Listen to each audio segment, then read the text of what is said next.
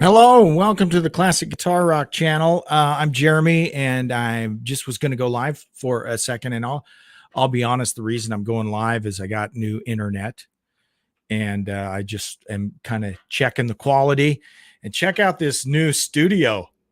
Yeah, it's about $18 from Amazon. You can get these cool studios, news studios. It's amazing. You're supposed to iron them, right, before you hang them up.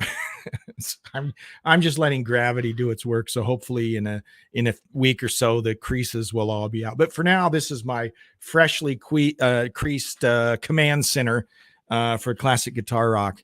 And a couple things I just wanted to come on here and talk about really quick. Joe Lynn Turner. Have you heard the news? Have you seen the pictures? Yes. Joe Lynn Turner has a whole new look. And I was not aware of this, okay? But if you haven't seen Joe Lynn Turner lately, wow, it is a whole new look. He's got some serious Yul Brynner vibes. He's bald now, and probably about the last 10 years, as I've seen Joe Lynn Turner, I've kind of thought to myself, man, his wigs do not look that good. He needs to do something else, right? And the reality is, a lot of these old classic rockers wear wigs, no big deal, right? Here's what I didn't know, though. Here's what made me feel bad saying things like that. Joe Lynn Turner has suffered from alopecia pretty much his whole life. And for those of you that don't know, alopecia is a disorder that results in baldness, right? Your hair doesn't grow. And he has always had that and has always had to wear wigs. And I was not aware of that. And so finally he decided at the age, I think he's 71, the age of 71 is, I'm not going to do this anymore. This is silly. And so he took off the wig. And you know what? He looks great. I think he looks awesome. I think he should have done it 40 years ago. Right. But anyways, good on him for doing that. I've seen a few different pictures of him in various places, and I think he looks great. And he has it's a kind of a cool, and even the picture I saw, he's like got a snake around his shoulder and he's got an earring and it's got this kind of cool Egyptian vibe. But anyways, I'm a big fan of Joe Lynn Turner. You can go find concerts of Joe Lynn Turner from the last couple years. The guy still sounds awesome. And he's very underrated, in my opinion. Of course, he was in Rainbow. He replaced Graham Bonnet. And think of the shoes he had to fill coming in and doing Ronnie James Dio material, Graham Bonnet material, and then his own material. And he does a phenomenal job doing all of that stuff. And, he's even made the point. He says, look, I'm the only guy that's had to sing all. Well, this was before Doogie came along. Doogie had to do the same thing, right? I had to sing everyone's stuff, right? Dio only sang Dio's stuff. Graham came in, had to sing Dio stuff and Graham stuff. Joe Lynn had to do the, Dio, Bonnet, his stuff. And then poor Doogie came in later and had to do everyone's stuff. But I think of all of them, at least in my opinion, Joe Lynn Turner, he can do it all, right? He can do good on the Dio stuff. He does great on the Graham stuff. His own stuff sounds great. And sometimes he gets a little, people are kind of rough on him because they say he was too poppy, right? Well, I don't care. That was the direction that Richie wanted to go. That's the reason Dio left and they brought Graham Bonnet in, is they really wanted some chart success. I don't think there's anything wrong with that. They brought Graham in for a kind of a more commercial sound. Then Graham left, and Joe Lynn came in, and they had their, at least in my mind, their best run of commercial success with Joe Lynn Turner. Great album, Straight Between the Eyes, Been Out of Shape.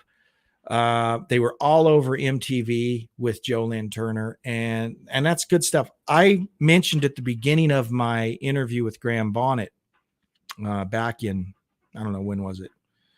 April, sometime around there, that I had an opportunity as I was driving back from Idaho Falls, Idaho. It's about an 8 or 9 hour drive to where I live. And all I did was listen to Rainbow that whole time. And Rainbow never released a bad track. all the studio tracks they released, it's all good stuff. Obviously, some stuff is better than other stuff, but there's no crap. It's all good. Every song that comes on, I'm like, I dig this. I like this. So if you haven't dived into the Rainbow, you should. You know, all the eras are excellent, right? Graham's excellent. Ronnie, of course, is excellent, and Joe Lynn Turner's excellent. And then the other thing I wanted to say about Joe Lynn Turner, if you guys weren't aware of this, I know I've talked about Frontier Records a lot. Frontier Records is, I think, based out of Spain or Italy. And what they've started doing is they've started to release, you know, these classic rock albums. You know, I call them classic rock, melodic rock sounding albums.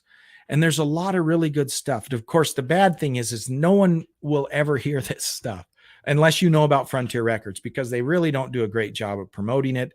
There aren't really tours. You know, it's not a record company like we are used to from back in the 70s and 80s that would actually push artists and promote it and all of that.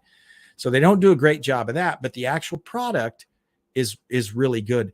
And a lot of these older classic rock bands over the last couple of years have actually been putting out material on Frontier, or Frontiers, I guess it's called, on Frontiers. So check out Frontiers. There's a lot of great bands, a lot of bands that maybe weren't huge household names back in the 80s, but they've kind of found a new lease on life with the Frontiers label. Groups like FM that I was never aware of. A lot of them are British bands. FM is one. Pretty Maids is another. One of my favorite bands of the last few years, Revolution Saints, which features Dean Castronovo, Jack Blades, and Doug Aldrich. It's like a heavy metal Journey. I mean, the band Journey. It has a real Journey type sound, but a little heavier. You'd love it. Revolution Saints. Where am I going with this? Oh, Joe Lynn Turner has been part of a project called Sunstorm. I think their first album was about 2006, and I think he put out 4 albums with this outfit called Sunstorm. Again, great music if you're into melodic rock, AOR, whatever you want to call it. It's really good stuff, and it's a shame that it doesn't find a wider audience, but it's there if you're into it. He did, I think, 4 albums with Sunstorm. He was recently, he didn't do the latest album with them. Ronnie Romero, who you're probably all familiar with, Ronnie Romero. He's involved with like 5 different bands on Frontier, but the guy is great. He's on the new Michael Schenker album, and he's touring with Michael Schenker as the singer. He's also worked with Vandenberg, Rainbow. In fact, the big reunion Richie did a few years ago featured Ronnie Romero on vocals. But he's a great singer, and he's kind of replaced Joe Lynn Turner in this Sunstorm project. But you definitely want to check it out. It's good stuff. I was just excited about Joe Lynn Turner. I wanted to talk about him. Check him out. I think he looks great. His new image is cool. I wish he would have done it sooner. And he's a great singer. Great singer. Dig a little deeper on Joe Lynn Turner. Slaves and Masters, the album he did with Deep Purple, is a really good album.